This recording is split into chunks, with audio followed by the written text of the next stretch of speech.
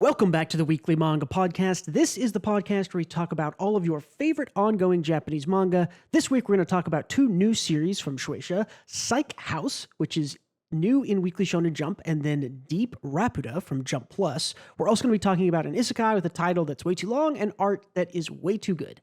All that, manga news, and more coming right up.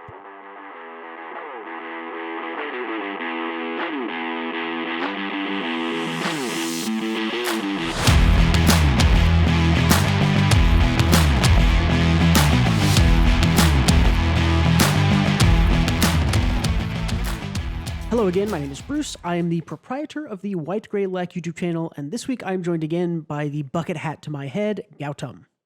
Hello.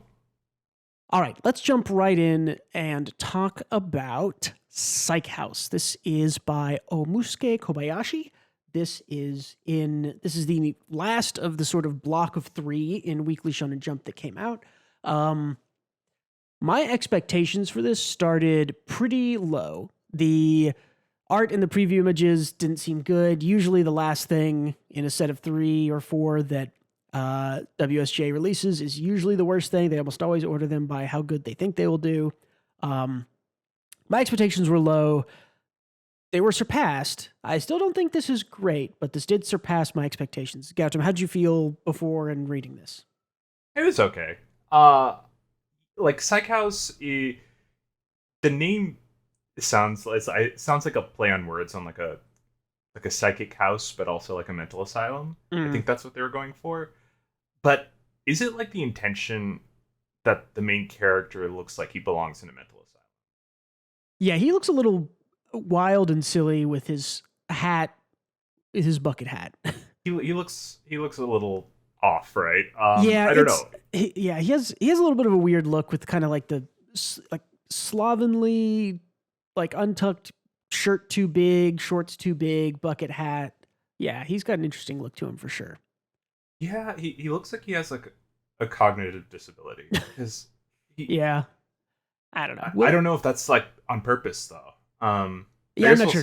Could be a thing. Let's chat about the chapter a little bit. It starts out, we are introduced to sort of our deuteragonist, our secondary protagonist here.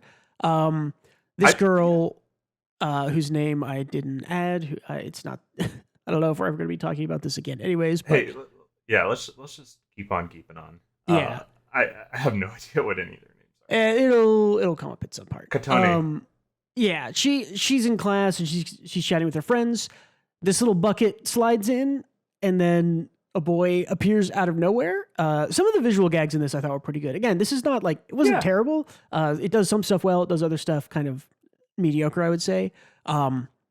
He kind of sort of appears out of nowhere, introduces himself as Nemaru Suya, a new transfer student. And they kind of go in, the girls chat. He starts asking about any weird stuff that's happening, any supernatural occurrences. And everyone's like, "Oh, you're weird. That's a weird question." And they tell him about things disappearing off the shelves in the convenience store at the intersection, which comes into play a little bit later. They said, "Poof, the products just disappeared right off the shelves." Like, "Oh, that's weird." And Nemaru, let me go back. Nemaru Suya, yeah. So Suya, I guess is the name we'll call him. Suya says, "Well, it's a good lead. I'll check it out later. Thank you." And the main character girl looks a little, her name is Kotone. Kotone looks a little kind of nervous. We'll kind of speed past this part.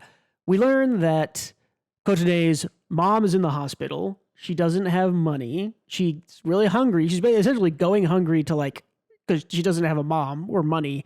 So she has been using her, they're not called quirks. They're not called superpowers.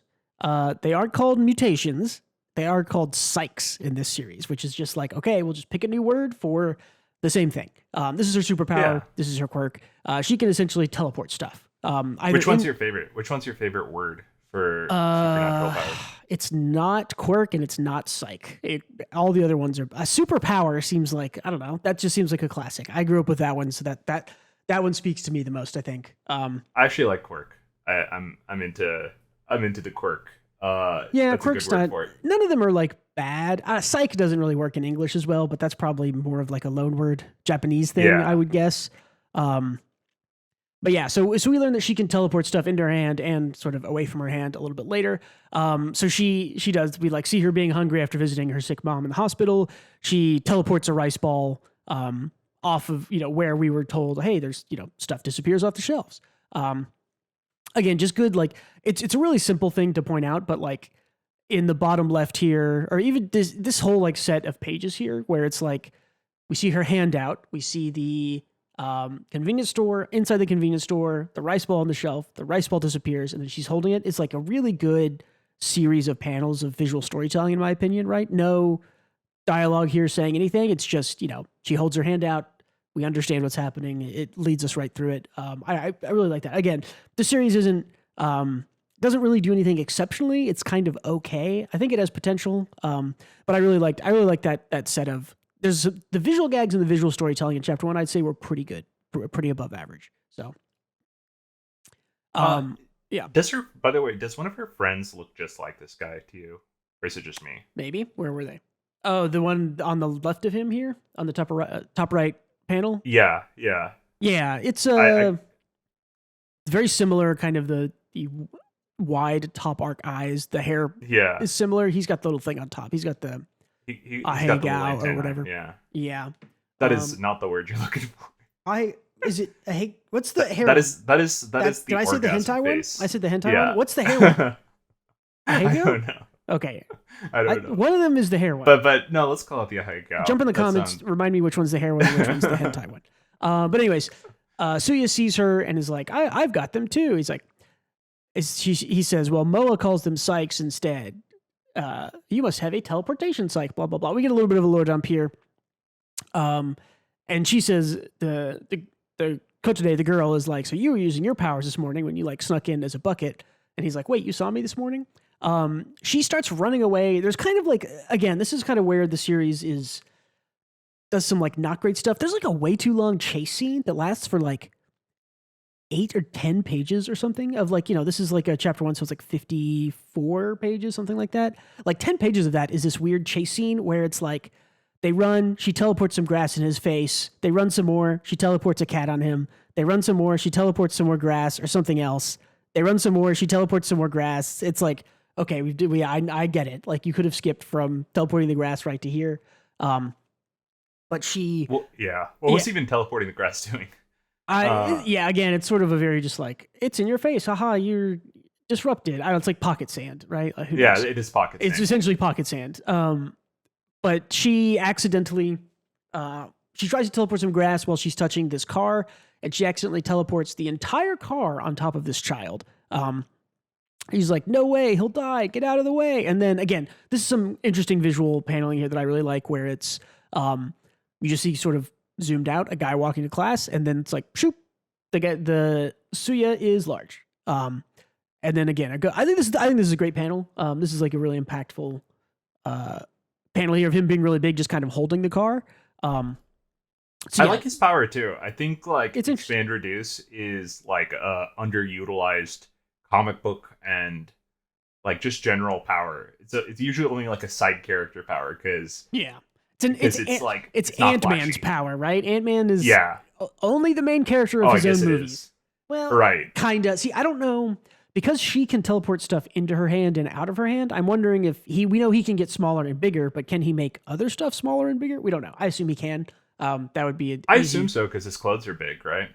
Oh yeah, good point. I didn't even think about that. That actually might be. Actually, now that you say that, this is a Bruce Banner Hulk situation, right? Where he has large clothes so that they're easier to expand into. I don't know. Maybe I don't know. I think he just nobody has taught him how to dress. I think that is the reason. Yeah. But again, this section I like this panel because he says gotcha and puts the bucket over her and puts her in prison. Yeah. And then he just stands there blankly for like a whole panel. For a panel, and then just shrinks himself down. Shoot. I just love the absolute nothingness in his face in that third panel over there. Head empty, not a care in the world. Yeah. So he all of this kind of leads to him saying, like, the reason I'm looking to supernatural stuff is so I can find other people with psychs. And then here's the kind of like Japanese manga plot convenience. It's like, we have a shared house just for people like us, which is like, oh, classic. And this saves Kotone from having to steal food and, support her mom or whatever. There's a little bit after this where they go back to the convenience store guy. They apologize. He's like, harumph, and then gives them like a giant bag of onigiri, which is like, aren't those going to go bad in a couple of days? Is that like as much food as you think it is?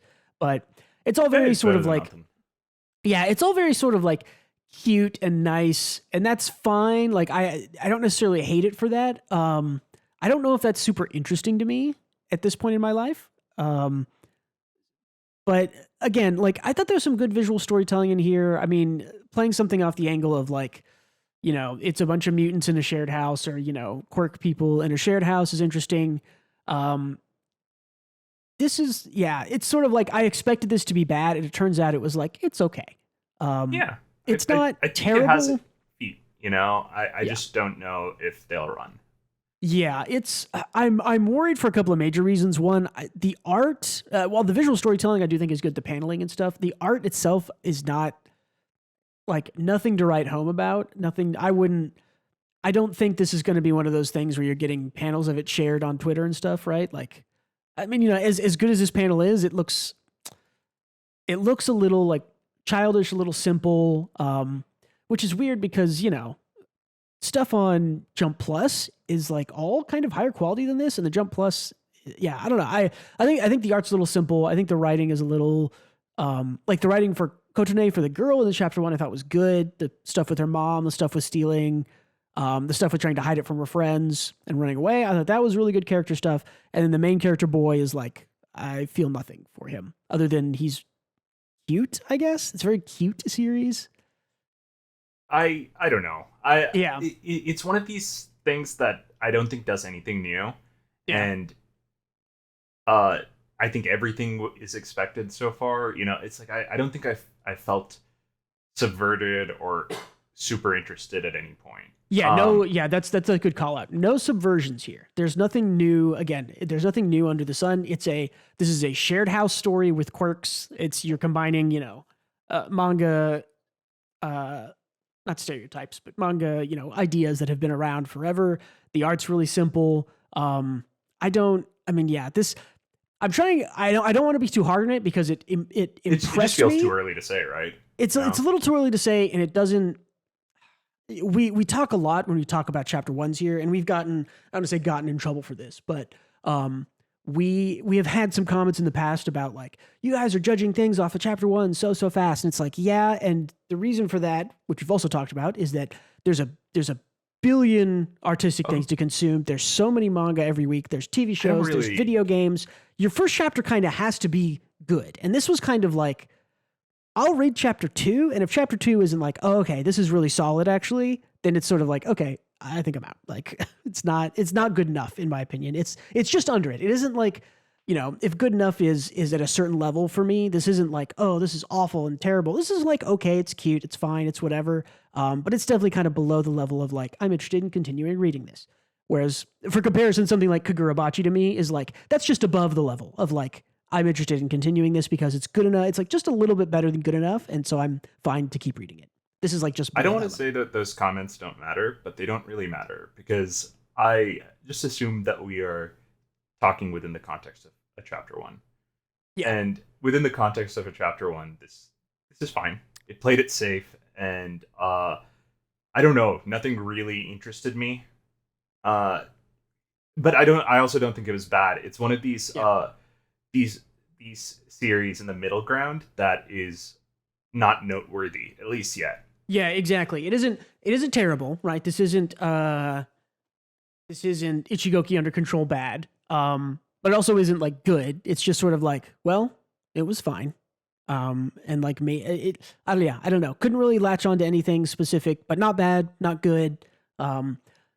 It's possible there's an improvement in chapter 2, or if there's just like more good character stuff in chapter 2, maybe it's like, oh, okay, there's some character stuff happening here. Maybe I'll keep reading this, but yeah, not high on my list of media I'm excited for next week. These kinds of chapter 1s are kind of like the toughest to even discuss because I really don't have much to say on it. It's just like exactly, yeah. It's middle of the road, and we will see. Is like how I'm feeling about it at the moment. I agree. Hey, it's better than the like. Remember when we saw the initial artwork for it? We're like, oh, this is gonna tank. This is gonna be terrible. Yeah. Well, and I think that's why I'm trying to be. Yeah, that's why I'm trying to be more kind. Is that we saw the initial art of this one, and we're like, well, that one's gonna be awful. Like that just looks bad. Like initially, which again, I think. Speaking on the art, I think the art is not. It's simple, but it's nothing super special or memorable. So, it's better than that initial art led me to believe. It's not good. I'm curious to see if this has a hook. Or if this is just a slice of life, right? Yeah, I do wonder. Yeah, who knows? Yeah, I guess we'll see. Did they do just straight up slice of lives in Shonen Jump? Man, do they? Not straight up slice of lives. They do sort of slice of life comedy. I think Me and Roboco is kind of a slice of life comedy. I want to say I don't read that one. I feel like Roboco and Witch Watch are like they're more comedy. Big comedies, they are Witch Watch primarily comedies. But this one is definitely feeling like mostly slice of life with a little bit of comedy so far. Yeah, well, we haven't gotten our hook. I'm worried, and I wonder if there's. This doesn't feel like there's going to be some sort of action angle to it, right? Where it's like, a bunch of superpowered people in a house. Like, is there a bad guy? Are they just sort of fighting? Yeah, you're right. Chapter 1 didn't really give us enough to know, like, what does the week to week of this series look like? Sometimes it does, right? Sometimes it's like, oh, I see. They sort of did a complete little story. Is this just going to be recruiting a bunch of people? Are they, is there there was no real greater threat revealed, I guess, or greater we conflict just got a self-contained character thing for the girl here. Yeah, it was really just an introduction of the girl, an introduction of the main boy, and so yeah, I don't know. I always try to check out chapter at least 3 or 4 chapters. I always say that I'm going to do kind of one volume, which is usually like 6 to 8 chapters. I don't always make it that far if something is really bad, but I like how we're prefacing all this. Just this just shows how uninterested we are. Yeah. It's like I'll check out chapter 2. Crack. Chapter 2, I think would have to like impress me in order for me to keep reading it. If I read it and I go, yeah, it was okay. Again, it's sort of like, well, that's not.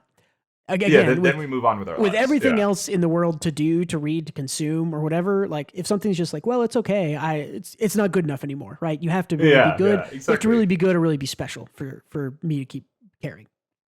Yeah, I get you. I also feel like there is an appeal to something that's so bad it's fun to talk about too. Yes, like My Hero Academia. Yeah, honestly, right. Which has been pretty good for the last couple of weeks, but yeah. Alrighty, let's get off this. Let's move on. So that was a new thing in Weekly Shonen Jump. That's Psych House. That's by Mosuku Kobayashi. Let's move on to a new series in Jump Plus. This one is interesting. This is a series. That's a long pause. Yeah, well, I was trying to think of how much I wanted to say at the start. This is a series called Deep Raputa. This is by an author called Kitanoda Sorakata. The short plot is a robot girl meets a guy, and the robot girl falls in love with him. And we'll get there in the end, but in the end, it turns out she's a war robot. That's pretty much the premise right there. Yeah. This one, it's like War Games, except instead of any like story about how war is bad, it is about love. But who knows? They'll probably get to a story about how war is bad. Yeah, maybe. I'm curious how they're going to angle it. We're introduced to these characters and they're sort of like playing an online game. It's very sort of, I don't know, it looks like a generic kind of mobile MMO type game, like, I don't know, Maple Story or something like that, I guess I would compare it to. But Raputa, in the title, that is the name of the AI robot. And Kay is our main character. You pointed this out to me when we were talking earlier, but you're right. He's in elementary school, so he's like in sixth grade, which is like 11 or 10 or 11 or something, and he's like dating a robot girl. Yeah. Well, and he looks like he could be a high schooler in the other series, like in Tokyo Revengers. This guy would be 20, right? Like. Also, he doesn't act like a kid at all, right? No, he's super. At that point, super just mature. make your character older. yeah, like at least I don't know, like at least like 16 to 18 is like okay, this they can be sort of a mature adult written type person at that age. Right. But yeah, I like the art. yeah, I was gonna say this one kind of in contrast to Psych House, I think actually has really good art. I thought this was a good chapter one. I didn't necessarily love everything about it, but I thought it was pretty interesting. It felt like whereas Psych House felt sort of like, oh, these are all ideas I've seen before and there's not a whole lot new. This kind of felt like, well, I've seen these ideas before, but I don't know if I've seen them all together in the same place. And they somehow presented it in a more interesting way. I don't know if there's any specific way to point that out because, I have not seen a quirks in a shared house story that's a slice of life. I have not seen that, but I've read shared house stories and I've seen quirk stories. And I've seen AI falling in love stories and I've seen, AI war robot stories and boy falls in love with a girl, but they can't be together things. Those are all kind of classic. This one somehow just struck me as more kind of fresh, new and original and a good take on it. I don't know exactly why, but. Yeah, it was a pretty good chapter one. Aside from the minor gripe of the characters being too young and acting too old, I like the spin. I thought the AI was a fun character. Yeah, and I like their bizarre and weird date/non-date type thing. Yeah.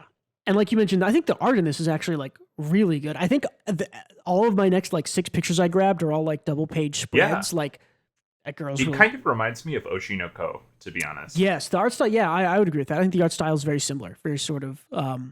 Yeah, but I mean the paneling here when they're on their date is like this is super This good, is great. like super cool. Like he's like walking around and she's jumping from screen to screen and like leading him through. Her design is maybe not original, but at least it's fun and interesting. She's got the little like horn. She has double horn headphones. She has the like weird big round horns and the spiky horns on top. I don't know. I think it's really solid, and I like that. This page is great. Even if you remove the text, you can. And this page makes it obvious, but yeah. Even if you remove the text in the last page, you can kind of tell that she's going from monitor to monitor. Mm-hmm. Yeah, really good page flow right to left here. It's I mean, like really the visuals in this, I was really, really impressed with. All of these like double page spreads that you start getting, like the reveal of like hello and the following him around when she reveals like it's me, I'm an AI, like super good, super interesting, like good angles, good art. Yeah, this is maybe just because it's visually interesting in addition to it being sort of a remix of ideas I'm already familiar with. Maybe it just already had me a little bit more attached to it, but I like this. I think it does that. Yeah, I think just like very good art.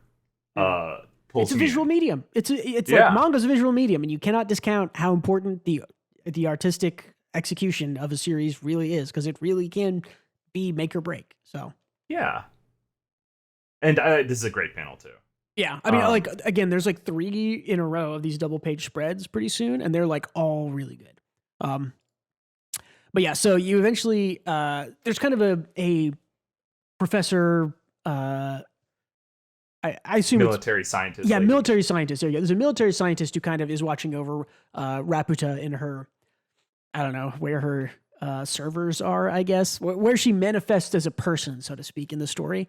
And we learn kind of at the very end that's like, if you can repeat battle systems over and over again, what if an AI could do that for you? And it's like, that is the general purpose military enhancement AI Raputa. We chose Japan as the sales target for this product, conveniently. We launched SW to teach its strategic tendencies common in Japan. So it's basically like trying to learn about Japan's war strategies, and then it'll, simulate a bunch of stuff. That's what the girl is. And then this final panel, like, I think is amazing. Like, says a lot with its visuals. That's a good one. I just I think it's hard to judge based on this chapter 1 because I feel like with everything they showed in the last part, right, where they reveal she's a war robot or she's a war AI, surely this turns darker, right? I don't know. Yeah, that's a good question. Because you're right that I liked chapter 1, and it has kind of split paths, right? Is this kind of just is this a cutesy, dating robot thing? And then there's a background of, I don't know how seriously they're going to take the war angle of this. It was hard to tell in chapter 1. It felt like they were taking it kind of seriously, but I could also see them going a bit more lighthearted with it to where it's more like, I don't know. I mean, if everybody that works for the military company is like a goofball, then, war is kind of more lighthearted, I guess. Yeah, I suppose. I don't know how you can make this super lighthearted unless she says, I don't want to do war crime. Yeah. Well, like, and this, and now that I say that, I'm looking at this last page and being like, that's not super lighthearted with all the guns coming out of Raputa. Not very lighthearted. So I'd be cool either way. I just don't. I just have a feeling that this is not kind of reflective of the tone we'll see going forward.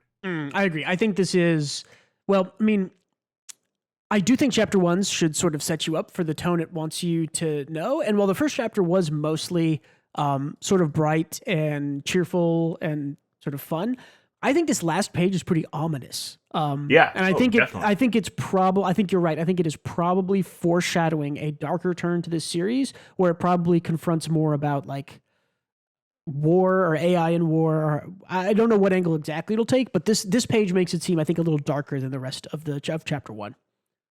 Yeah. So I like the chapter 1. I'm just curious to see where we go from here. Do you think this will go like full kind of rom-com angle, or do you think it'll go? It's an interesting question. Like war is bad. Yeah, I mean, so I guess the two angles you could take is, I think it's always going to say like, oh, war is bad, and Raputa's going to be like, well, I don't want to kill people because my boy told me not to kill them, or boy, I have a heart now, so I don't want to kill things. Like that seems like a pretty obvious path.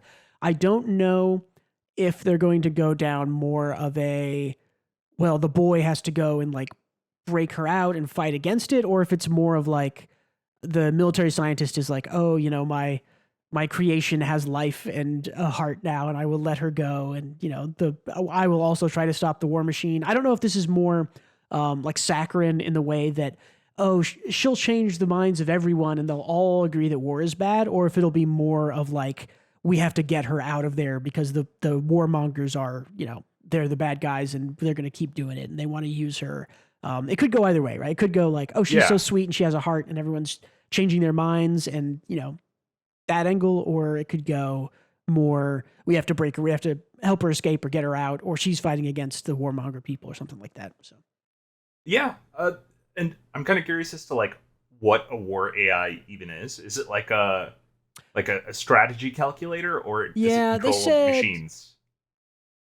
That's a good question. They did mention in chapter 1 that that instead of like running drills to like learn about, or observing, I guess, real-time war and observing how troops move or whatever, that they're using this AI to like simulate, like learn how a country or a group does something, and then to like simulate, all the millions of billions of possibilities that could go up against, and if it wins or loses or how to change it or whatever. So okay, I think that's her main thing. But it's like a war game situation. Got it. Yeah, my guess is that they also are going to give her control of weapons at some point. That seems maybe like an obvious place to take the story, but I don't know.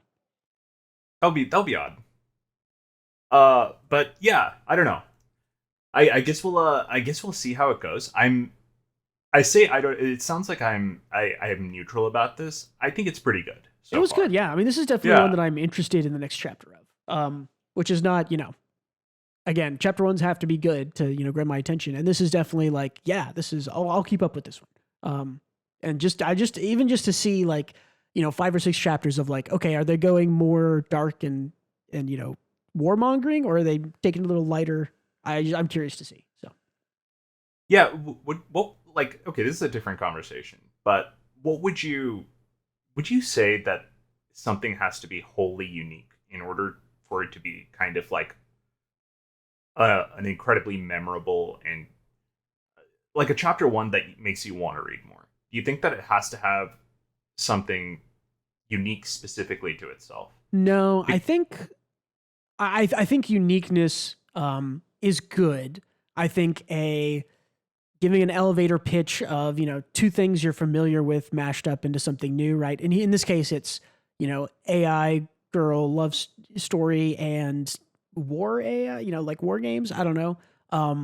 I think uniqueness is a big boon. I think if you look at something and you go, well, this is not unique at all. I've seen this 100 times, right? Like every single Bleach clone that they've published in the past 3 or 4 years. Right. Those feel bad, but if you execute on the writing and the characters, it shouldn't really matter. but you can't. Having both of those things is best. Obviously, having an original idea and a good execution of it is clearly the best angle. If you can only pick one of them, I would definitely pick the better execution. I mean, something like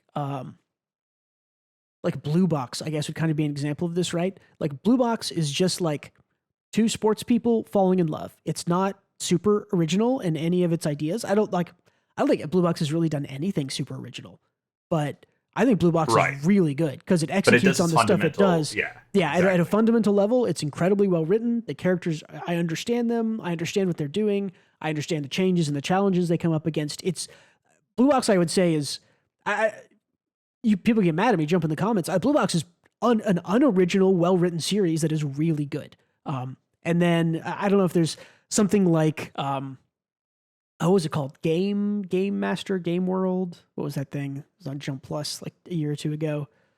The game Game Devil. Game Devil. Yeah, that's one where I thought, wow, this is like it's sort of like it's a reverse isekai, but this is way different, and that was bad, and that was executed That was poorly, not and so an original idea there is worthless. So I would say that, I for me personally, I definitely prioritize just good execution.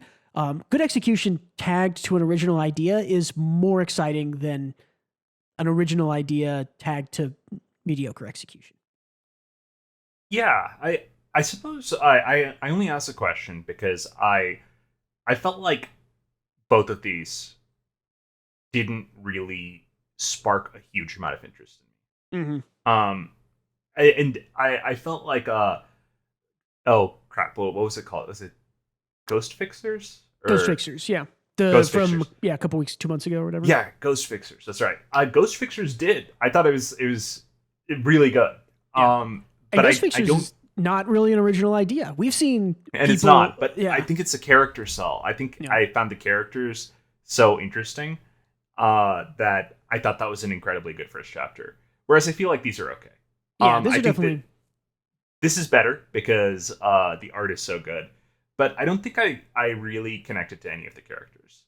Yeah, these are definitely sort of on either side of that. Am I going to keep read this line? To me, like Psych House is probably not going to keep reading this. This one is sort of like I'll keep reading this until it if it turns really bad or is just if it stays middle of the road, then it's not worth my time. But yeah, I mean, do you have a different opinion from mine? Where do you prioritize sort of the execution of it over the originality, or do you need something original to really grab onto it? I think being original makes me give it a chance more. But okay. I think kind of execution matters more than anything. Like you said, Ghost Fixers is just SCP, but its execution is so good and its characters are so fun that I really enjoy it, and I thought it had an amazing first chapter. But yeah, I suppose it doesn't have to be wholly original, but if it is wholly original, like that thing with the island with the it's not called the Darwin incident. That's one monkey, but I'm still it's, reading that. What is that called? Yes, I evolution thing. I thought- read it every week. I forget about it instantly, but yeah, I understand. While it's not the best written thing in the universe, I think it has such a unique premise that I'll continue. Right? Yeah. I think a unique premise can give something legs where it otherwise didn't have any. Yeah, I agree. Dear Anemone, that's what it's called. Dear Anemone, yeah. Yeah, I agree, and I think you point out something kind of important, which is I think in chapter 1 the more important thing might actually be to be original, because as long as your writing isn't awful, if you show me a cool original idea in chapter 1 and then expand on it and your writing gets better later on, that's cool. But to hook someone, like I think I'm pretty good at detecting in a chapter 1 if the writing is good, because you've got 50 to 90 pages to write something, and so you've done some kind of complete arc or complete story, and I think I can detect if the writing is good or not. But just presenting a unique idea in chapter 1 hooks people a lot more than, oh, that's really well written, but it's not original, so I've seen this before or whatever. So yeah, it might actually be more important in a chapter 1 to have some interesting hook or to be original. Yeah, I think it's a combination of both factors in a way, but I think that's a it's an interesting thing to think about. It is, yeah. All right. Speaking of being original, let's move on Or to our last one here. good one. This is called, okay, here we go, Japanese time. This series is called Kodo ni Hatatsu Shita Igaku wa Maho to Kubetsu ga Tsukanai, or any highly advanced medicine is indistinguishable from magic. This is by Hoko Tsuda, who does the story, and Takeshita Nobuhide, who does the art. There's about 25 chapters of this. Gautam, you brought this. I'm not familiar with this. The art looks great in it. But I'm not really familiar with this. I see isekai of any kind, and I don't really like isekai. So tell me about this. No, totally fair. And this is basically an isekai where a doctor gets sent to another world. He like moves to a different country to be a doctor there because they need the help, and then his house gets struck by lightning and he dies and he goes to another world. Yeah. And let me ask you, Bruce, what do you think is unique aside from the art? Like within the isekai story, what do you think is unique about this story? I mean, if you just have good writing in an isekai story, that's pretty unique at this point for me. But yeah, so that's the answer. It's not unique. It has generic writing.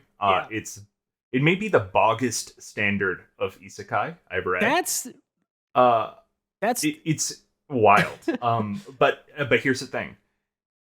One good thing about this isekai is that the doctor has no powers. He just knows medicine. Oh. And he can't like summon medical tools or anything. He just has what's in his briefcase. That is the one unique thing I'd say maybe. But aside from that, this is pretty much a generic isekai with godly art. Yeah, the art in this is really good. My art is crashing, but we'll get it back running. With that said, if you like isekai, and you're like looking for more isekai to read, you burned through everything in manga decks already, definitely go check this one out because it is just your general normal isekai. It's pretty good, and it has just drop dead gorgeous art all the way through. Yeah, definitely. I don't know what's going on with photo viewer here, but it's crashing on me. But yeah, the art is really good. I'm trying to bring up all these panels, but yeah, we'll see the panels here in a second. Yeah, and I mean, hell, it's a cat girl. I'm a sucker for that, so that's fine with me.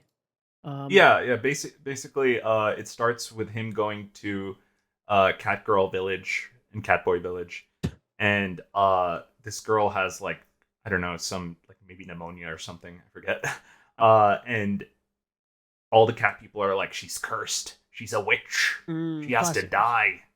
And they try to kill her, and the doctor's like, don't kill her, please. let me give her some antibiotics.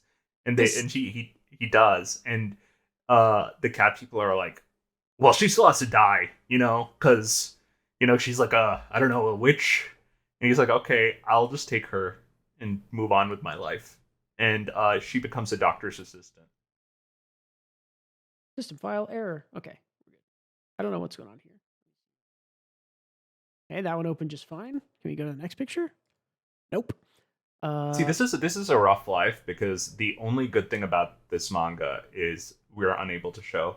I know, yeah. It's like we're here to like tell you about the art and how good the art is, and for some reason the crashed. This might be because I had to convert all of these photos from AVIF to JPEG. Well, how about this? Just take my word for it. Just take my word for it, and we can all move on with our lives, and you can let me know in the comments if if it's a good isekai for you. It does look very good. Yeah, it's drop dead gorgeous. Super. I mean, like really really good art here. It's like, I don't know. I feel like this is a situation where I wish this artist was on a more compelling project for me personally. Maybe this is the perfect project for them though. Maybe it's selling like wildfire because I've never heard of this, so who knows? But who knows? But it is freaking phenomenal. And in my opinion, it should be used on, I don't know, something better written. Yeah, partner up with the ones of the world, I think. Yeah, who's a writer who needs an artist? I don't know. Togashi. Everybody, it's like, oh, get him over to Togashi. Yeah, give Togashi somebody to help. No, Togashi, I didn't put that in the news, but he tweeted he's been tweeting a page like every day to the noise of like 1 million plus likes and multi-million views. But yeah, okay, so that is called, here we go, one more time. Kodo ni hatatsu shita igaku wa maho to kubetsu ga tsukanai, or any highly advanced medicine is indistinguishable from magic. Yeah, go check that out for the art. I'll give this a look, although isekai is the thing I like the least in manga, so might not. I think maybe one thing I like about this manga is from like a politics perspective, it's like the humans are the most advanced race in the land because they are the only ones who have access to healing magic. So they monopolize it and charge like really exorbitant rates for anyone to get healed anywhere. Yeah. So they can be like the most powerful in the world by just saying, "Hey, I'm not going to help you." Yeah. That's a cool angle, but it is also kind of a cliche that it's cliche, and there's problems baked into that, and for years long of fantasy. It's just like the church is evil is something we as manga readers just expect now, right? Like the Holy Order is actually the bad guy. It's not a subversion. It's now. I mean, even just in high fantasy, it's a fairly common trope. Maybe not in everything, but it is very rare that there's some, massive church with its fingers in all kinds of politics. That's like, they're the good guys. As soon as I hear like, oh, the large, church that everyone is already involved in, it's like, well, if everybody's involved in it, it's evil, right? Like if it's some, I don't know, small religion thing, then maybe it's good. But I think the reason I take issue with the church is always evil is that everyone plays it to be like this big twist in their story. It's the bishop is the bad guy. It's like that a billion stories have done that. Where it is definitely just Fire Force has an interesting take on that, I would say. Where I won't necessarily say whether it ends up on the side of the church is good or evil, but it plays around with it a little bit. That I think is pretty interesting. So, a manga that doesn't do that trope, I guess, kind of the opposite, is one called The Faraway Paladin. Is another isekai. Psych House Paladin, yeah, it's pretty good, and I think it's weirdly refreshing, even though it's like it's technically played straight, where he is just a paladin. He's just a paladin of some holy order, and that's about that. And it feels refreshing because the church is always the bad guy. So playing something straight is a subversion. Isn't that weird? We do reach a point where eventually giving people the initial expectation turns out to be a subversion because they've been subverted so many times. Like, I'm trying to think of an example of it. I'm sure there's tons of times where it's like, oh, I expect, this person in the party to betray them because they seem like the obvious betrayer. But then it was really this other person. It's like, no, sometimes it really was the obvious betrayer. And you're like, oh, I didn't expect that because I was expecting them not to go the obvious route. And they did go the obvious route. So the problem is it gets unsatisfying both ways now. Like, eventually, you can't. Because to expect the expected and to expect the unexpected. So you have to subvert in a way that's the third secret unexpected answer. And also make it satisfying. It's a tricky line. Super tricky. All right, let's move on to some news. There's a couple of news things coming out here. We got a pretty uneventful announcement of Sakamoto Days anime on Netflix at the end of 2024. We have been talking about the challenges and the excitement of finally adapting Sakamoto Days, which we think has probably the best action choreography I've ever seen. Maybe not necessarily the best action paneling, but it's very good. The most interesting action in manga probably ever. I don't think I've ever seen anything quite as good as Sakamoto Days.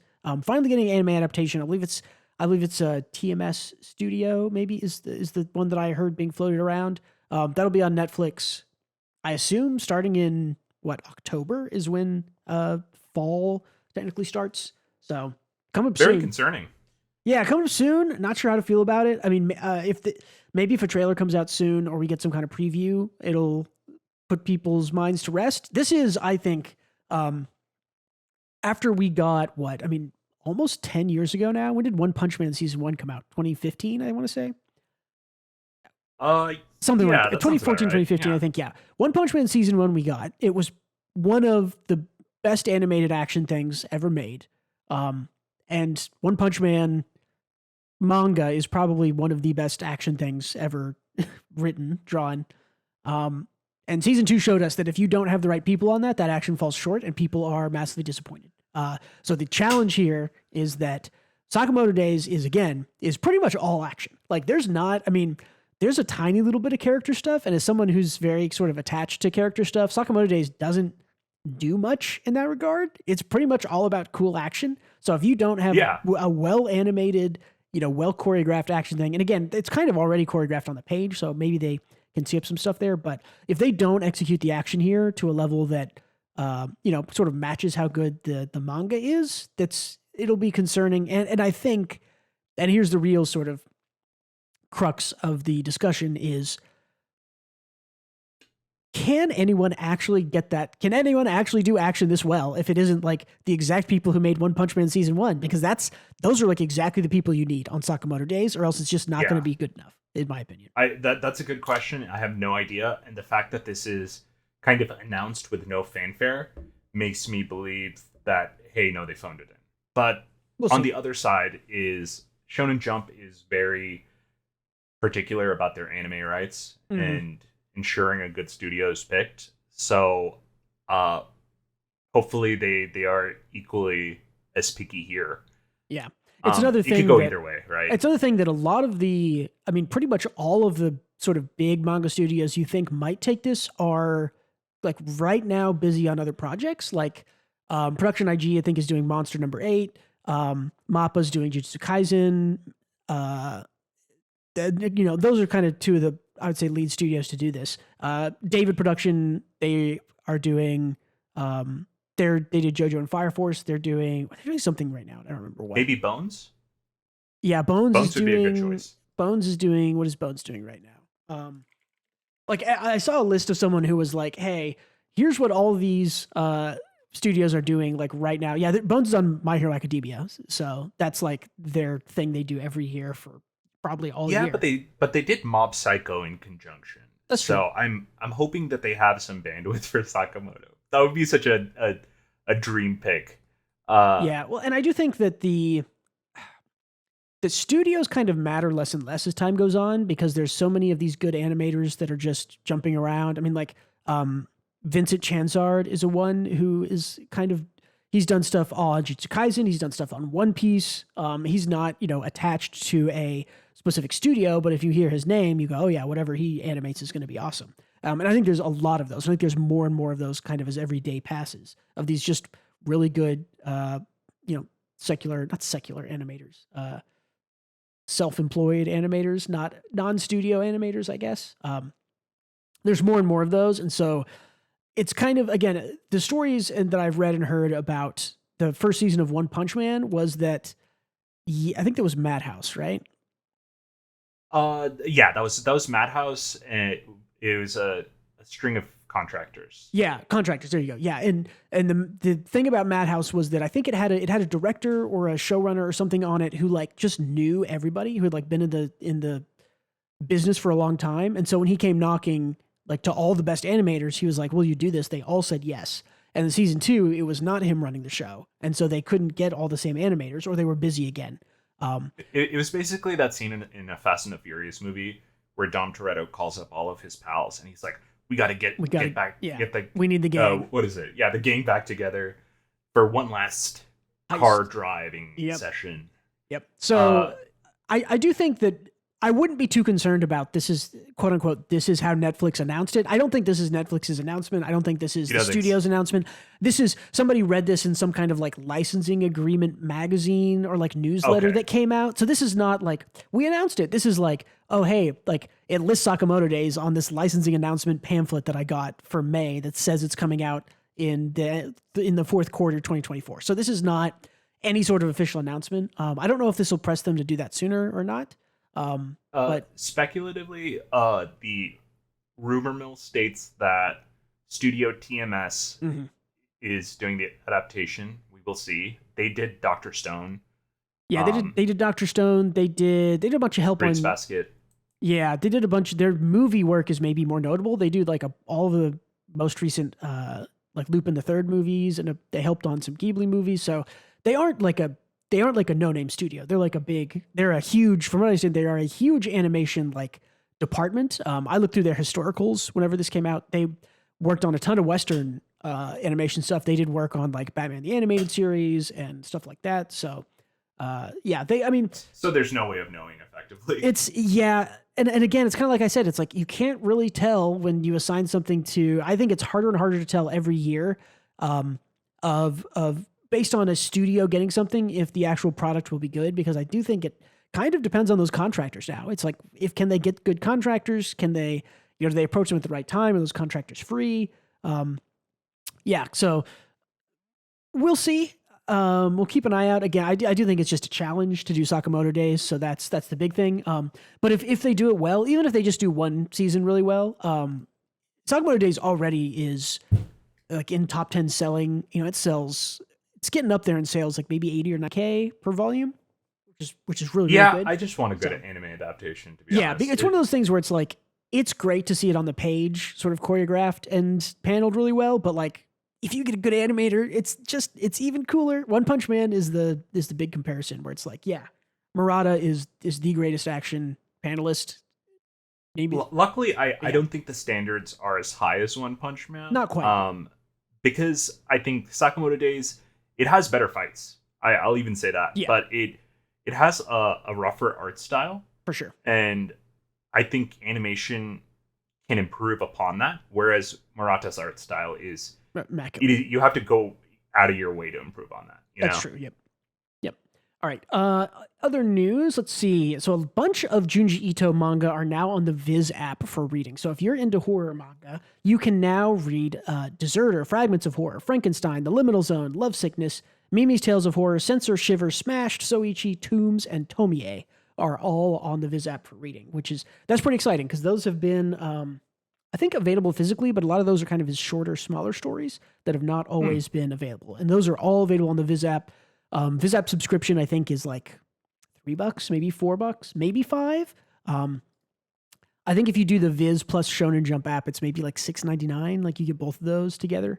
But yeah, it's so again, the subscription model from Shueisha from the Viz and Manga Plus is the best deal in manga. No one else does it as good as them. So super easy to read. If you're into Junji Ito, go check that out. I know Tomie is one of maybe considered his best work I've seen talked about. Really? Yeah, I've heard Tomie or Uzumaki are the two that generally get thrown around as kind of his best longer form works. I've read Uzumaki. Yeah. Very good. I've read some of it and then I couldn't take it. All right. Yeah. Oh, did you not like it, or is it too eldritch horror? I just don't do well with horror. I mean, like I read the Fair enough. Amagami Fault or whatever, and it's like, yeah. Although the first time I read it, it creeped me the fuck out, and I couldn't take it. And then I went back to read it. A couple months ago, not like kind of recently, and it's Junji Ito is kind of a goofy horror guy. Like his horror is not. Oh yeah.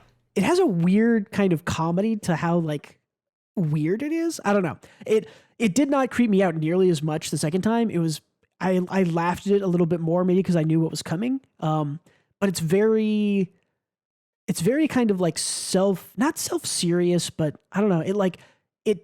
It knows that it's horror and it plays with it a little bit. It's having a little bit of fun with horror, I think, is how I would say it.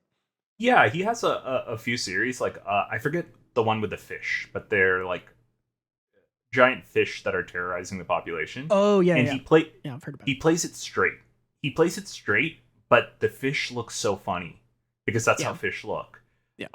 That I have to assume that he knows it's funny too, right? He's also like every interview I've ever seen with him, he's not this sort of like weirdo, master of dark, he's not into like thrash metal. It's like, oh yeah, I really like cats. He's like a very sort of like normal kind of humorous, affable guy who just writes this like weird horror. And I think that's he's an all-time great. I think we all know it. So a lot of my favorite horror movies are written by people who primarily do comedy. I think there's like a weird overlap in the thought process of making horror versus making comedy. I think the That's interesting you say that. I've been thinking about this, just sort of as like a video idea. The premise behind a scare and a joke are essentially exactly the same. They're both a kind of reversal. You set expectations and then show or tell someone something that does not meet their expectations. It's, I mean, the classic, if I'm telling you a joke and I'm going on and on about, I don't know, like whatever, right? You go, oh, he's talking about giraffes. This will probably be a long neck joke. And it turns out that it's a joke about, I don't know, spots, right? Like, oh, that wasn't what I expected. That's funny. And in the same way, horror is about, oh, this is a very, quiet scene of a guy just looking in a mirror doing, brushing his teeth or whatever. And then, oh, suddenly something appears behind you. Like, I didn't expect that. So it's all build up and release, right? Yeah, there's definitely a tension release thing in humor and comedy. Yeah, comedy and horror, storytelling in general kind of follows these steps, but comedy and horror both super rely on sort of setting expectations, breaking expectations, and like relieving tension in that way, or you're building and relieving tension in the sort of setup and release of expectations and breaking them. So, and also giving you like breaks in between. So, like if you tell 5 hilarious jokes at once, your 5th joke won't be that funny because you're fatigued. You're fatigued the audience. So you kind of have, and this is the same with horror, right? Yeah. You can build up tension and string it along and make it tense, but you have to release the tension and reset the emotion of the audience in order to. So I guess I totally see what you're saying. And this it makes sense. This is why movies like Shaun of the Dead are so immaculate, because they are horror comedies, and that when you play them together, it works. Like, they are a little scary and really funny. So. Yeah. Shaun of the Dead, Cabin in the Woods. Cabin in the Woods is a great one. Yeah. That's more horror than comedy, but it's definitely both. Yeah, cool. All right. We also have in news, the winners for the 2024 Kodansha Manga Awards have been given out. For Shonen, we have Frieren Beyond Journey's End by Kanehita Yamada and Tsukasa Abe. For Shoujo, we have I See Your Face Turned Away by Rumi Ichinoe. And the general winner for the 2024 Kodansha Manga Awards is Medalist by Suru Maikada. Good winners. I'm lucky to read 2 or 3 of these. I read Medalist. We read Frieren. So yeah, good winners here. I haven't heard of that middle one. I haven't either. No, I mean, I'm not super into shoujo spaces, but yeah, I See Your Face Turned Away. But yeah, I mean, it's not being into shoujo, but it'll be interesting. Yeah, maybe go check it out. Previous winners here is stuff like the Faraway Paladin might have won this in one of the past years, or maybe it was the other one with the bird head guy, which I don't remember. The Shangri-La Frontier. I think Shangri-La Frontier won this last year. Yeah. Shangri-La is fun. Faraway Paladin is deadly serious. Okay. But we got those winners. Pretty good one. Technically not Kodansha Manga won those, which is always interesting, but there you go. Yeah. I don't want to spend too much time on this, but I thought it was interesting. So, Ono, the creator of Evangelion, said there may be plans for more Evangelion anime franchise. He said in a recent interview, man. He also added it will possibly be with someone other than himself at the helm, which would receive a high degree of freedom. Don't stop. Nah, okay. I'm okay with this in the angle that the universe of Eva could be used to explore other stories. I think that is fine. I don't want it. This is a reflection. This series and movies are a reflection of Anno himself. Yes, agreed. And the only way I can parse Evangelion is by understanding the author's intention. Otherwise, episodes 24 and 25 are just esoteric bullshit if I'm not looking at it from Anno's angle. Yeah, Therefore, I this doesn't make sense to me. I don't want this. I also I agree with you mostly on this. Evangelion is so closely tied to Anno and his journey through depression and his journey through making, like End of Evangelion is about making Evangelion, right? And the rebuilds are about moving on from Evangelion if you go into it. So it's kind of like Evangelion has always been about Anno and about itself. And so and we got closure. It's like perfect closure for this long series. The end of the part. It isn't technically 4. It's 3.1. Is that what it's called, right? It's Evangelion Rebuild 1. It's like 1.0, 2.0, 3.0. Oh, it's like 3 plus 1. Yeah, 3 plus 1. Yeah, that's what it is. That's what it is. That had the closure at the very end of that movie shut the book on Evangelion, in my opinion. And it was a great ending. It was a good and it was ending. optimistic. I don't need anything out of that universe. Okay. But hear me out. Uh-huh. The robots are fucking sick, and I would absolutely watch another series with more Evangelion style robots. Like I'm kind of my angle. It's like, you know what? I also really like the robot. Just make something new. Just make something new with cool robots. I know people have it in them. Because I agree, the robots are fucking sick, but they are so deeply tied to the context and everything that Anno built with the Evangelion series and the movies that I don't want like a standalone where they're just fighting angels, with no subtext or themes, I don't know. I think that this is sort of like a franchise conundrum, I guess you could say, a franchise issue, franchise problem, where it's like, yeah, sure, someone could go out there and try and tell their own original story with Eva-like robots, and then everyone would be like, you're ripping off Eva. This is exactly like Eva. Or if they were able to just tell that story in the Eva universe and it's still good, like, which do I prefer there? So, I don't know. This is like such a... I feel like more strongly about this than a lot of other series that I feel... Like, you could even do more Gurren Lagann. You can do Lord Genome's story if you want. But don't make more Eva. You're fine. Because you need Shinji. You need the crew if you're going to make more Evangelion. They are Evangelion more than the robots. I agree. I think this is an issue of the people that own the rights to Evangelion. Evangelion is like one of the largest like media properties. So think about this. Eva has 25 episodes, 5 movies, 2 recap movies and 5 movies, right? Or 1 recap movie maybe. So 5 movies, 1 series. Total runtime of like probably, I don't know, maybe 11 or 12 hours. Not a whole lot of content. Eva, I think, is like one of the most licensed and like the largest like media properties in Japan. Like even when I went, and I'm sure you maybe knows when I went, like there was like chips with Eva on it, snacks, candy, gacha machines, arcade machines. Like Eva is like still a huge media property. And so my guess is that this is Anno pretty much saying like, I'll get paid a lot if somebody else does some Eva stuff. I'm done with it. Sure, guys, have at it. License isn't fully owned by me. It's owned partially by, Sunrise or somebody else, I think. But this reads to opt out. Yeah, this reads to me as sort of like a, hey, they want to make more. I'll make a lot of money from it. So sure, guys, go make more. That's kind of how I'm reading this.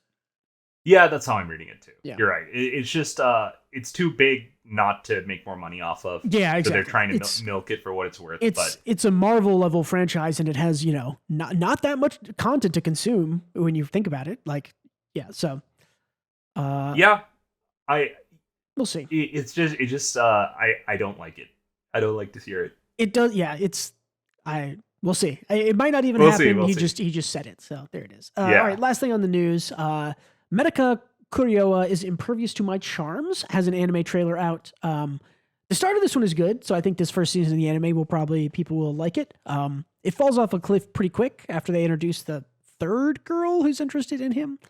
But yeah, we'll see on that one. It's always interesting to see. That's something that we talked about start of the podcast. This is a series with one good character. Yes, and it's not the main character. It's not Medica. Yeah, it's the girl. The main girl. Yeah, Mona is. Yeah. Mona's a really Mona. This might be a Rent-A-Girlfriend kind of thing where it's like, oh, the girl's really good and cute, and the start of it's really good. Like the start of Rent-A-Girlfriend is honestly pretty good. So we might this might catch on. To be interesting to see how that goes. But yeah, we got an anime trailer for that. So cool. All right. That's it for news. Let's go to one more thing. So I have been watching The Bear on Hulu from FX. I watched all the first season. Tell me about it. I watched all the first season. I'm a little bit into the second season. This is something that people have been raving about. I hear only good things about it. The first season was good. I was not in love with it in the way that a lot of people seem to make this out to be like the latest, greatest, like amazing thing. Like, so I like it's individual scenes are all excellent. Like two characters talk to each other, having an issue, getting through it or whatever. And they're kind of super loosely tied together. There's no kind of real through line. Like only one character kind of really develops. Other characters kind of miss out on a little bit of development. So what's the conflict? So the conflict is the main guy, Carm, his name Carmy. Uh, his brother died and left him a restaurant, like sort of a failing restaurant that's like $300,000 in debt. And so Carmi is a like award winning. She's essentially presented to be like he's the best chef in the world, right? Like he's won all these stars. He's worked at all these places. He's pretty young. He's like mid-30s or something. Okay.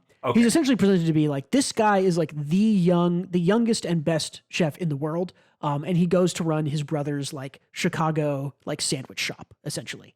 And he kind of shows up and is like all the kind of lame, poor, whatever people who are working there. He kind of tries to like teach them how to run a restaurant better and be, work more like a French kitchen, which is all that kind of thing, which all that stuff works pretty well. And then there's a little bit of conflict with sort of like organized crime, but it's not super like serious or violent really. And there's some other characters that have sort of like, they've all been there forever and they've done it like this. And so the change is kind of where the friction comes from. And he hires the girl on the front here, whose name in the show I cannot remember for some reason.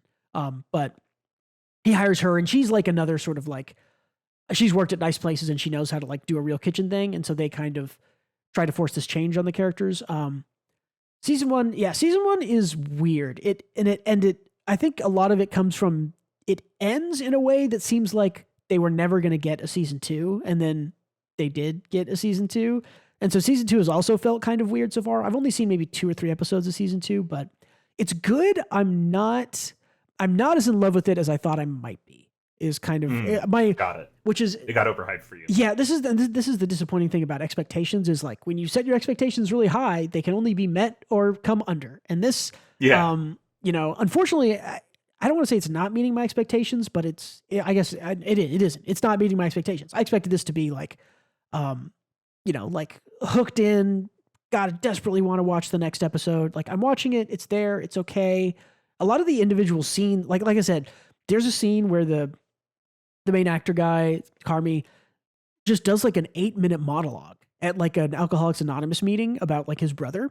And like, that's what a scene. That's like some of the best acting I've ever seen. And then like, but the rest of the episode is kind of weird and it ends. They're pretty famous for, they have like a big long, like one shot, one take, episode, like episode 7, I think is like 18 or 20 minutes long or something. And it's all like one, like in camera, one take. So that's cool. That's really interesting. Cool. Yeah. I couldn't tell. I had to go and look afterwards because I'm watching this on Hulu with ads. And so I got like 5 ad breaks and it's like, you can't tell that something's one take, one shot when you've got 90 seconds of ads 5 times in the middle of a series. So, that affected that episode a little bit, but not other stuff. It's good. I'm interested to see if it kind of has more of those through lines going forward that I kind of missed from season 1. Season 1 to me was just kind of like, yeah, a lot of good acting, a lot of good individual scenes, a lot of interesting kind of funny stuff happens. And everyone like kind of grows a little bit and then it ends. And it ends in a really weird way. I don't want to spoil it, but to me, it literally ends in a way where you go like, well, they shouldn't make any more of this show with this ending. And then they kind of do. And it's like, well, okay, is this actually worth it? So, and I don't know if it's worth it yet because I haven't finished the rest of the season. So. I haven't seen it. But from what you're describing, it sounds like you have an issue with the structure where it feels like just a bunch of vignettes instead of. It's not. It's not even. It's not even that it's vignettes because it isn't set up like that. It isn't like random story here, random story here. They all sort of are connected. It's just if you just like watch a scene of 2 characters interacting, you're like, wow, the acting is great, the writing is great. This is really interestingly staged. It's really interesting. And then they kind of like go to another one of those, and it's like they aren't. I don't know. There's like the main character's through line in the first season is really good, and no one else really has like a developmental through line. I think that's probably what's missing for me. I expected the secondary characters who are kind of set up to have some development to have a little bit more impactful development, I guess. I'm not like shitting on the show. Like it's a really good show and I'm going to keep watching it. Like it's certainly very good. I think it was just one of those, like my expectations of this were set that this was going to be like a blow me away, amazing, like gripping show. And it's kind of not. It's just kind of really good, which is still good. But okay, fair enough. Yeah, no, that's kind of how I was pitched it too, right? That's how I'd heard. Yeah, I was just like, this is the best show on TV. It's winning all these awards. Yeah. So You should check it out though. I also have experience working in kitchens, and so it's nice to see almost everything they're like doing or saying in the kitchen is like, oh, I just like understand this lingo completely. Right. They've only done one thing that I thought was really stupid that I've never seen done in a professional kitchen, and that's they're like cooking something, and they when you buy oil in a kitchen, you buy them in like 2 gallon, like kind of big cans, maybe 2 or 3, maybe 5 gallon cans. No, not 5 gallons, like 2 gallon cans usually. And if you're making something big and you need a lot of oil, you would just dump it straight out of the can or maybe measure it first. They were making something and they just had a big like separate container that they had also filled with oil, and they were like dumping like a little bit of it out at a time and then like putting it back in like a 2 gallon bucket. And that to me was just like, Oh, I feel like I never saw that. I would never do that. You would okay, so yeah. I'm no chef, but isn't that just reusing the oil? Or isn't that just like old oil they're reusing I don't think to so. conserve it? Maybe it looked no. I don't. Oil reuse is pretty. You don't Is it usually frowned upon? you don't do that really in French kitchens. I mean, maybe in like a deep fryer, but that's a Asian countries are really they're really into reusing their oil and flavoring their oil and stuff. Mhm. French fine dining cooking doesn't generally do that. Ah, If you cook something in oil, the oil takes on that flavor, and if you're going to use it for something else immediately after, you probably don't want that flavor. So, uh, I get you. Okay, that yeah, makes it was sense. just one weird thing. But all right, Gotcha. Tell Yeah. me, what have you been doing? Tell me about. It's not going to work because the pictures are crashing. Tell me about Disco Elysium, which you've been playing. Yeah, so I played Disco Elysium, and again with expectations, I was pitched this as the best writing in video games. Yeah. And it's the best writing in video games. What Yeah. what a fantastic game. Expectations met reality and even more. It's like a struggle not to gush about this game because it is just fantastic in every way. I just have so much to say in that it is funny, heartfelt. It's political, but it doesn't feel political. Because the writing outside of the politics is so good as well. Like it is, politics is a deeply ingrained topic in the world of this game. So if you don't like thinking about politics, then you probably should play it. But even without, you can play apolitical, of course, and even without the politics, the mystery, the characters, everything you do is like it is so good that it doesn't feel like describing it as any one thing does it justice, because it pulls you in every which way, and it's so nuanced. It's just like I'd say almost perfectly written game.